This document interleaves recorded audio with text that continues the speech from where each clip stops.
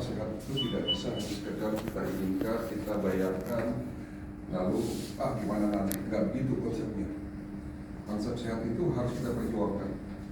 Hari ini saya sudah menjadi dan menjalankan profesi dokter sudah lebih dari 25 tahun. Dan saya adalah saksi hidup, di mana orang di luar sana banyak yang terlambat untuk berobat. Ya. Bahkan penyakit-penyakit degeneratif seperti jantung, koroner, kanker bukan lagi dominasi orang tua. Anak-anak usia balita sudah banyak.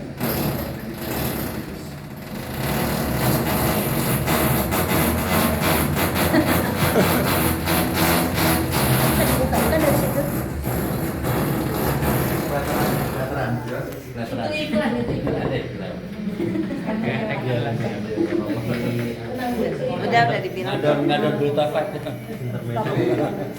Laporan dari Kementerian Kesehatan tahun 2023 kemarin itu ada peningkatan kurang lebih 700% anak balita yang sakit diabetes mellitus. Dan saya buktikan sendiri beberapa kasus yang saya tangani anak balita gula darahnya sangat-sangat tinggi. Bahkan bukan hanya penyakit diabetes, ya, penyakit stroke yang menjadi pembunuh nomor 1 di dunia pun, di Indonesia pun seperti itu. Bukan lagi ada di dominasi kaum lansia, tetapi anak balita juga. Kemarin pasien saya paling muda yang sakit stroke itu usia 5 tahun. Stroke. Yang usia 19 tahun banyak, ya, apalagi yang usia sudah di atas 40 tahun. Kenapa bisa seperti itu? Ya prinsipnya karena tidak tahu. Ya, kita tahu hidup di zaman sekarang ini berbeda. Hidup di 100 tahun yang lalu, atau bahkan hidup di mungkin Pak Robert, ya bapak yang usianya sudah di atas 60 tahun, yang dulu waktu masih kecil itu suasana sudah sangat berbeda dengan suasana hari ini. Perilaku pun berbeda, pola hidup pun berbeda. Ini yang menyebabkan kita hidup di zaman sekarang ini harus berjuang. Bagaimana caranya sehat? Ya, karena sehat itu mahal kalau menurut saya. Kalau di luar sana ada statement sehat itu murah, saya nggak sependapat. Sehat itu mahal karena sakit jauh lebih mahal. Sehat itu mahal, tapi sakit jauh lebih mahal. Dan orang terkadang menilai kesehatan itu untuk bagi mereka yang belum sakit itu sebuah sesuatu yang mungkin disepelekan, bahkan dibilang mahal. Tindakan preventif bagi sebagian orang bukan hanya mereka yang maaf tidak punya uang, bahkan mereka yang tidak ada masalah dengan uang pun masih dianggap mahal. Ya, ada satu contoh kecil lucu ya, ini cerita. Ada seorang pasien saya yang datang pakai mobil Alfa, ibu-ibu, tasnya tas Alfi, yang saya tahu harganya berapa gitu kan. Tapi di saat saya menawarkan satu produk yang harganya ratusan ribu, dia bilang mahal, karena dia masih sehat.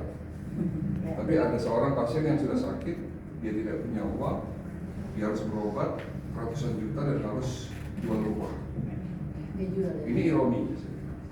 Ya, karena itu, ya saya sejak 15 tahun yang lalu tidak pernah lelah untuk memberikan edukasi pendidikan kesehatan kepada masyarakat, baik secara langsung maupun tidak langsung, baik dalam seminar-seminar offline maupun seminar-seminar yang diadakan secara Zoom, ya secara online. Nah, pernah saya diundang sama salah satu Dewan Ketahanan Nasional, ya di Jakarta. Saya sebagai perwakilan dokter di bidang kedokteran holistik. Indonesia sedang pusing. Ya, Indonesia sedang tidak baik-baik saja. Dilihat dari sisi kesehatannya. Kenapa? Karena angka kesakitan terhadap penyakit degeneratif terus meningkat dan biaya untuk berobat itu sangat mahal di Indonesia. Sangat-sangat mahal saya katakan. Bahkan pemerintah harus menggelontorkan uang 500 triliun setiap tahun untuk penanganan kasus-kasus penyakit degeneratif. Untuk apa? Untuk beli obat. BPJS ya, itu kan tanggungan pemerintah ya. Untuk beli obat, untuk penanganan pengobatan terhadap penyakit tersebut. Ya, mereka meminta masukan dari saya. Apa yang harus kita lakukan? Nah, menurut ibu, bapak, apa yang harus dilakukan supaya Indonesia ini sehat? Karena kekuatan suatu bangsa ditentukan hanya dua pilar, pendidikan dan kesehatan. Jadi supaya kita sehat, supaya angka penyakit degeneratif itu menurun, kira-kira nih menurut bapak ibu, kita diskusi hari ini. Apa yang harus bapak ibu lakukan? Apa yang harus kita lakukan? Apa yang harus pemerintah lakukan? Edukasi gaya hidup. Yes, edukasi. Tapi prakteknya gimana? Siapa yang harus pakai edukasi? Hari ini dokter bukan siapa-siapa. Dokter bukan siapa-siapa. Bahkan edukasi saya kadang-kadang ditentang oleh oknum. Saya katakan oknum.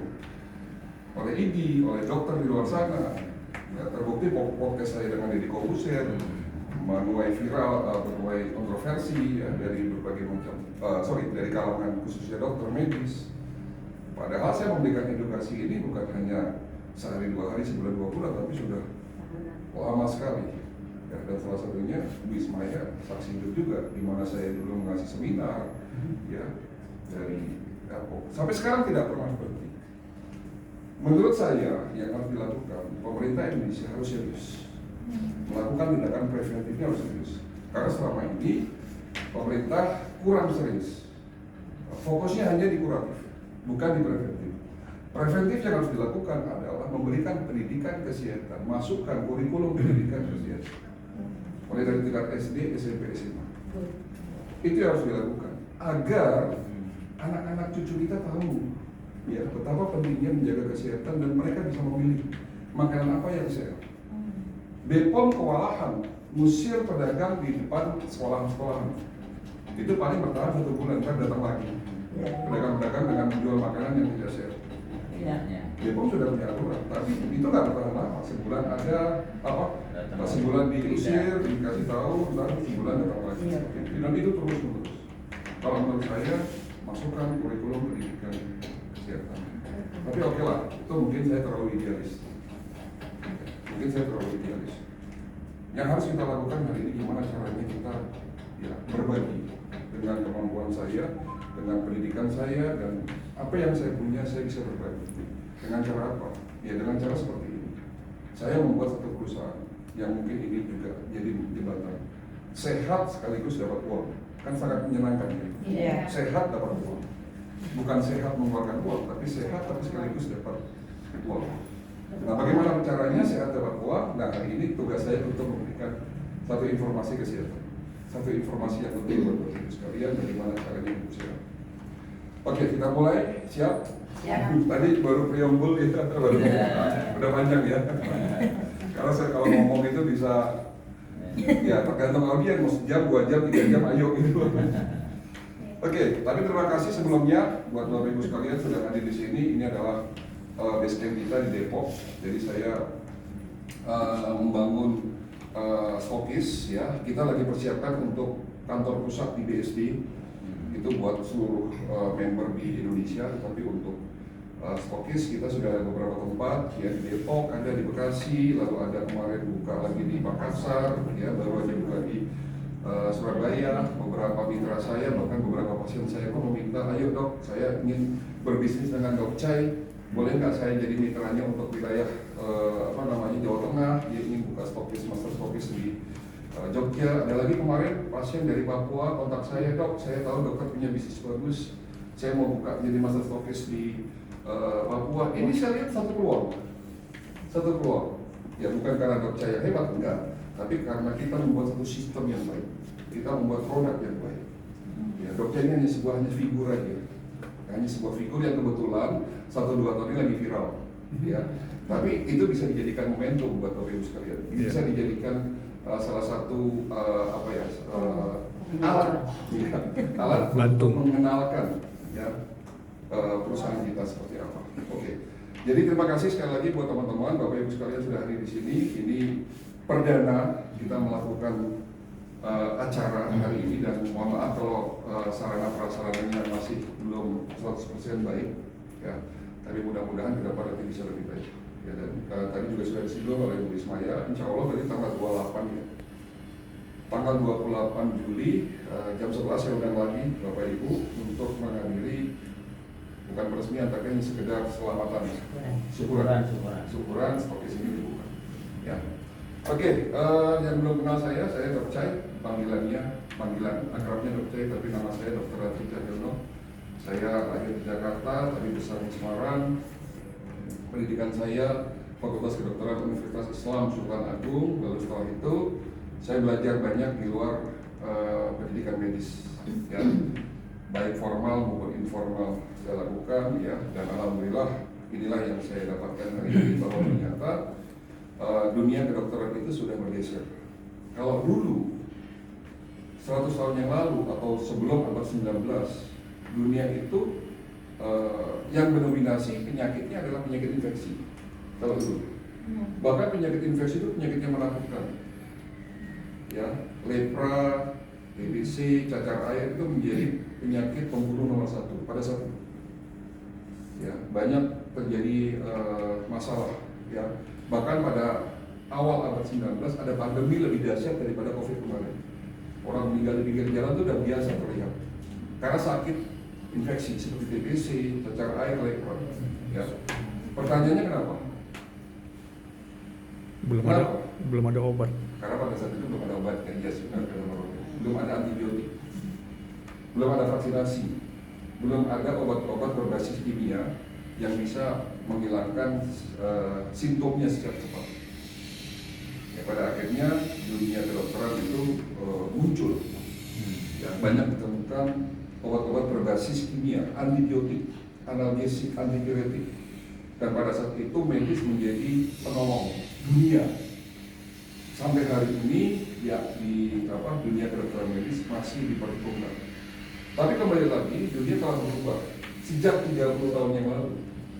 Ya, penyakit yang menyebabkan kematian, tapi itu bukan hanya penyakit infeksi, tapi penyakit seperti diabetes, hipertensi, jantung, stroke, penyakit kanker itu masuk golongan penyakit degeneratif. Jadi penyakit degeneratif adalah penyakit yang memang menjadi penyebab kematian nomor 1, 2, dan 3. Bahkan dalam prakteknya di lapangan, penyakit-penyakit tersebut tidak dapat disembuhkan menurut ilmu kedokteran. Menurut ilmu kedokteran tradisional yang menjadi kubu sebelahnya, ya, yang menjadi keseberangan antara medis dan tradisional, itu kan saling dalam tanda kutip bertolak belakang. Kadang-kadang ya praktek dan ilmunya. Itu mengatakan tradisional semua penyakit bisa disembuhkan kok. Dasarnya apa? Ya kebetulan di agama saya, Islam, ya Rasulullah SAW mengatakan, "Likuli dari dawa, setiap penyakit pasti ada obatnya kok. Setiap penyakit ada obatnya. Maka berobatlah kamu." Gitu. Ya. Dikatakan tidak ada obat karena konotasinya hanya minum obat. Konotasinya hanya minum obat. Kalau medis sembuh itu karena obat. Tapi konsepnya tidak seperti itu. Nah, saya punya misi mengakurkan keduanya antara pengobatan medis dan tradisional. Karena pengobatan medis itu ada baiknya, banyak baiknya, tapi ada kekurangannya, ada negatifnya. Begitu juga tradisional Bapak Ibu sekalian. Ada kelebihannya, ada kekurangannya. Kelebihannya kita satukan, kekurangannya kita tutupi dengan teknologi. Itulah holistic integrated medicine.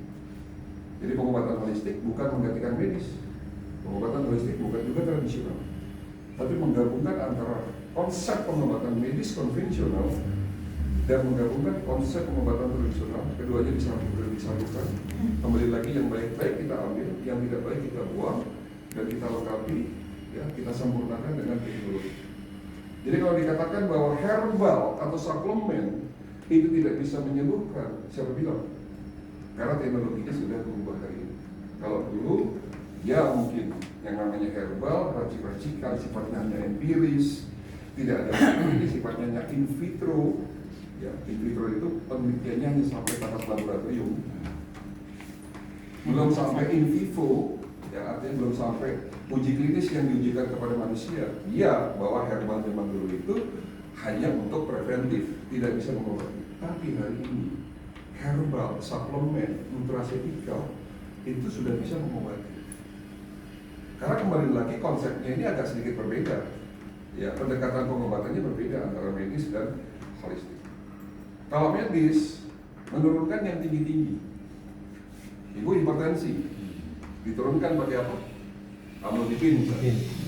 Siapa di sini yang tahu amlodipin? Nah, berarti siapa yang tahu obat metformin itu obat apa? Gula. Ya, berarti sakit diabetes. Ya, betul ya? Tahu ada. Iya. Oke, jadi menurunkan yang tinggi-tinggi, yang tinggi diturunkan. Sampai di situ konsepnya. Tidak mengobati penyebab. Sementara orang sakit itu seperti apa ya nanti kita akan bahas lagi. Tapi prinsipnya, kalau diperhatikan ini, pengobatan holistik itu meliputi 3 tahap pengobatan. Detoksifikasi, tahap pertama. Yang kedua adalah empowering. Yang ketiga adalah regenerasi. Dan ini sudah saya buktikan 15 tahun lebih. Seseorang yang melakukan 3 tahap ini, alhamdulillah sembuh. Detoksifikasi menjadi dasar pengobatan holistik. Karena orang yang sudah berhasil melakukan detoksifikasi, 70% akan sembuh. Ya, baru nanti dikuatkan dengan empowering, dengan produk-produk untuk imunitas sama produk-produk untuk regenerasi. Itu akan semakin sempurna. Oke, sampai sini jelas ya. Setuju nggak kalau orang sehat itu nggak butuh obat? Sembuh itu nggak butuh obat, setuju nggak? Setuju. Setuju. Karena pada dasarnya manusia makhluk hidup yang Allah ciptakan paling sempurna loh. Jangan sepelekan tubuh kita. Tubuh kita selalu mencari cara untuk mengobati diri kita sendiri. Itu yang disebut sebagai konsep self healing. Pada dasarnya tubuh kita ini yang membuat kita sakit, tubuh kita lemah, itu sebetulnya sudah di-create di bagian organ yang paling kecil namanya sel. Di dalam sel itu ada DNA, RNA, genetik lah. Jadi kalau bapak ibu gennya lemah, ya kemungkinan anaknya bisa lemah juga. Tapi itu bukan menjadi kutukan. Kutukan dalam artian kalau orang tuanya kena stroke lalu anaknya pasti stroke, ya tidak begitu juga konsepnya. Ya. Jadi yang menentukan kita sehat adalah sel. Nah pertanyaannya gimana caranya supaya gen kita kuat? Jangan lemah. Terkadang bapak orang tua kita kuat, tapi karena pola hidup yang salah, gen keturunan ke bawahnya jadi lemah. Nah itu kan bahaya sekali. Atau orang tuanya gennya lemah, dua-duanya kena kanker, stroke, jantung misalnya. Karena ini bukan penyakit kutukan, bisa nggak membuat gen keturunan dari orang tua kita, ke cucu kita jadi kuat? Bisa. Caranya apa? Berikan asal kita nutrisi yang baik. Ya. Hari ini kita hidup di zaman sekarang. Ya. Saya sudah dipastikan nutrisi kita nggak baik. Loh, nggak bagus gimana? Saya makannya tiap hari bagus, ya makan buah, sayur, daging, di kantor saya makan. Ini ada penelitian Bapak Ibu sekalian. Ini ada penelitian. Satu buah apel yang hidup di 100 tahun yang lalu, itu kandungan nutrisinya 20 kali lipat dibandingkan dengan apel yang hidup di zaman sekarang. Itu sudah dibuktikan secara ilmiah di laboratorium. Ternyata kandungan apel yang hidup di 100 tahun yang lalu, itu kandungan nutrisinya, kandungan mineralnya, itu 20 kali lipat dibandingkan apel zaman sekarang. Jadi kalau Bapak hidup di 100 tahun yang lalu makan 1 apel cukup Pak. Untuk memenuhi kebutuhan vitamin, mineral, antioksidannya, seratnya, nutrisinya, karbohidratnya, proteinnya, itu udah cukup. Tapi sekarang butuh 20 apel. Kira-kira bisa nggak? Kenyang dulu ada Mungkin. Itu yang pertama. Yang kedua, yakin nggak apel atau buah yang Bapak Ibu makan itu betul-betul bersih dari logam berat, dari pestisida, dari kandungan-kandungan tidak mungkin. Ya, tidak yakin. Kenapa? Ya karena hasil pertanian di Indonesia semua sudah tersedia. Ya. Kalau mau makan buah organik mahal. Makanya tadi saya bilang sehat itu mahal. Berarti hari ini manusia butuh suplemen nggak? Butuh. Kalau ada di luar suplemen kok cukup makan sekarang. Ya itu statement itu boleh diberlakukan kalau you hidup di 100 tahun yang lalu. Tapi hidup di zaman sekarang yang semua sudah penuh racun. Belum lagi isu GMO, genetically modified organism. Kita pengen sehat makan protein yang terbaik katanya kedelai. TMP adalah makanan terbaik. Jangan nggak stop sampai di situ. Ternyata kedelai yang ada di Indonesia hampir 75% diimpor dari Amerika. Dan di Amerika sendiri tidak dipakai buat manusia, tapi dipakai buat hewan. Makanya tempenya, kedelainya gede-gede karena apa? Hasil rekayasa genetik. Makanya disebut genetically modified organism GMO. Dan itu ada berdampak mutasi gen. Makanya hari ini banyak orang kena kista gara-gara apa? Tempe. Bukan kedelainya yang jahat, bukan tempenya yang jelek, tapi hasil rekayasa genetikal ini. Makanya orang zaman sekarang ini butuh Sampai di sini jelas? Oke, kita akan belajar sedikit mengenai anatomi fisiologi. Ya. Kalau tadi saya katakan, bagian terkecil tubuh kita namanya sel. Jadi kalau ingin membuat tubuh kita sehat dan kuat, plus awet muda, nah, kayak Pak Robert kan awet muda, semuanya awet muda. Om saya ini harusnya dipakai eyang, tapi beliau nggak mau tuh dipakai eyang. Ya sama anak saya maunya dipakai tung. Maunya muda terus. Maunya muda terus. Itu kan dambaan semua orang kan, betul? Iya. Sehat, bugar, awet muda. Itu konsepnya seperti itu. Nah, pastikan sel kita harus baik. Pastikan sel kita itu dikasih makanan yang baik dan cukup. Cukup dan baik, baik dan cukup. Apa makanan sel?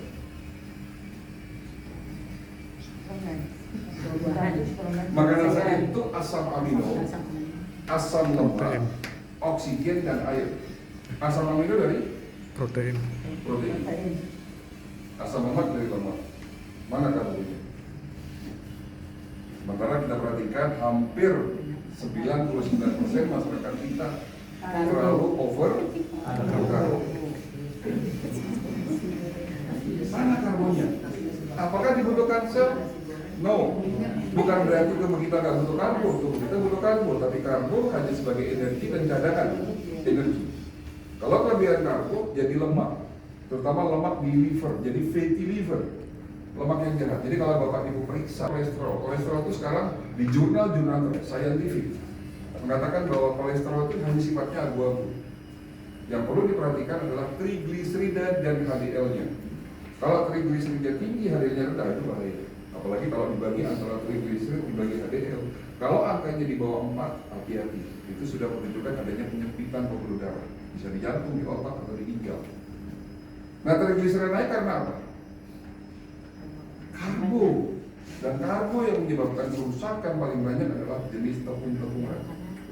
Hobi kita makan, roti, kue, bakwan, mendoan, kerupuk, mie.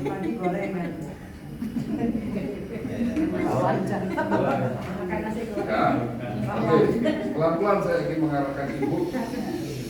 Ya. Jadi yang dibutuhkan kita adalah protein. Takut makan daging kambing, keliru Pak. Bapak suka makan daging kambing, apa tidak suka makan daging kambing yang katanya kolesterol tinggi, tapi tiap hari makan bakwan. Tiap hari makan mie, tiap hari makan roti, itu lebih jahat Pak daripada daging kambing. Kalau daging kambing hanya naikin kolesterol, naikin LDL, tapi tidak naikin trigliserid, tidak naikin HDL, tidak turunkan HDL. Jadi justru yang menurunkan HDL itu adalah ultra food process, mentega, hari ini banyak sekali trans fatnya, transisi, lemak trans, itu menyebabkan HDL kita rendah. Oke, jadi sepakat makanan sel adalah asam amino, asam lemak, air dan oksigen. Siapa yang bawa itu ke sel? Siapa yang bawa itu ke dalam sel? Darah. Berarti kualitas darah menentukan kualitas sel kita. Karena yang membuat sel kita sehat adalah asam amino, oksigen, air, asam lemak. Yang bawa itu semua adalah darah. Artinya kalau darah bapak buruk, ya, pembuluh darahnya banyak sumbatan, sudah dipastikan sel-sel kita pun menjadi rusak. Tergantung kerusakannya di mana. Kalau penyumbatan itu di jantung, sel jantung menjadi rusak. Kalau 1-2 sel tidak terdampak, tapi kalau sampai rusak jaringannya akan menyebabkan penyakit jantung kok yang diawali dengan pembengkakan jantung, aritmia dan sebagainya. Jantung berdetak tidak normal. Kalau itu terjadi di otak, penyumbatan itu di otak, stroke, Alzheimer, Parkinson, demensia, penyakit-penyakit otak lain itu terjadi di ginjal. Gagal ginjal. Hipertensi merupakan sign. Kalau perhatikan, hipertensi bukan penyakit kalau menurut saya. Itu adalah sign, vital sign, tanda vital bahwa di dalam tubuh kita darah dan pembuluh darahnya sudah berubah. Sehingga jantung memompa lebih berat, tekanannya naik. Kalau darah kita baik, pembuluh darah kita lancar, nggak mungkin tekanannya naik. Mau kita stres kayak apapun, mau kita lelah, tensi tetap normal. Tapi kalau Bapak Ibu bangun tidur di kondisi normal, lalu pulang dari bepergian atau lagi stres berat, makanya lagi nggak bagus, lalu tensi tinggi, jangan salahkan habis jalan-jalan. Tapi memang pada dasarnya di dalam tubuh Ibu pembuluh darahnya sudah tidak baik, kualitas darah sudah buruk. Dan Bapak Ibu tahu penyebab dari rusaknya darah dan pembuluh darah itu apa? Penyebab utamanya adalah radikal bebas. Dan radikal bebas terbentuk akibat proses oksidasi yang terlalu tinggi. Lumrah dok, kan manusia usia tua antioksidannya sudah mulai menurun. Iya, karena yang bisa menetralisir oksidasi hanya antioksidan. Bapak Ibu sekalian, kita ini, tubuh kita sudah dibekali oleh Tuhan. Bahwa tubuh kita ini ada raja dari segala macam raja, rajanya obat, namanya glutathione. Glutathione disebut sebagai master antioksidan yang menggerakkan oksidan lainnya. Tanpa glutathione, antioksidan lain percuma. Ya, jadi tanpa glutathione, sekali lagi, antioksidan yang lain itu akan menjadi percuma. Resveratrol, bioflavonoid, terus lagi banyak. Kalau lycopene, contohnya ada lagi yang lagi terkenal itu. Astaxanthin. Merah itu antioksidan apa? Astaxanthin. Astaxanthin itu tidak akan bisa bekerja. Bisa beritahu ini ilmu ya.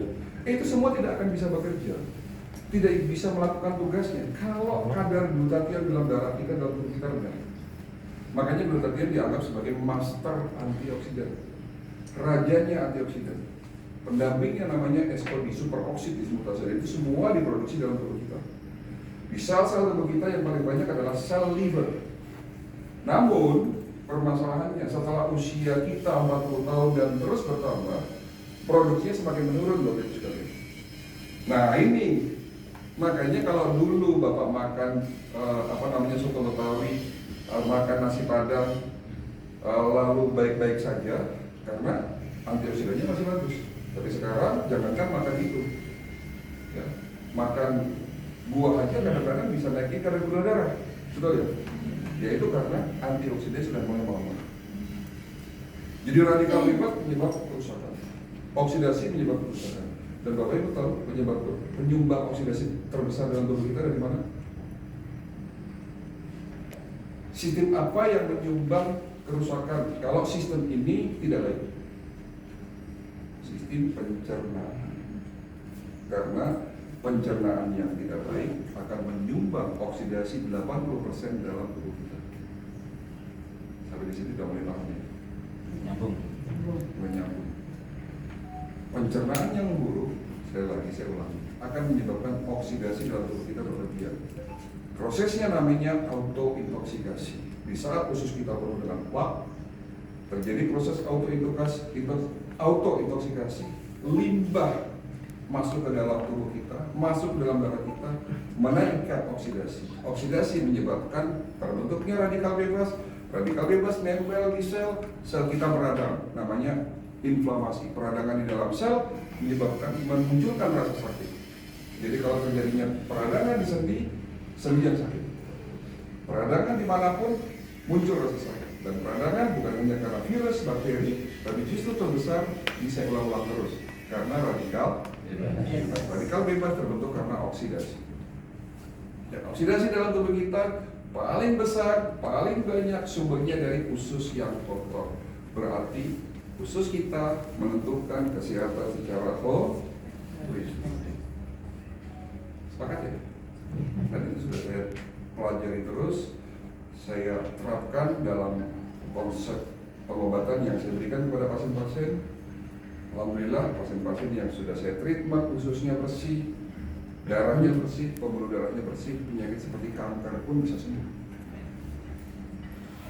Penyakit autoimun pun bisa sembuh. Karena semua penyakit pada dasarnya dimulai dari usus yang kotor, apapun penyakitnya. Silakan Pak, silakan. Apapun penyakit. Di depan Pak, silakan. Ya.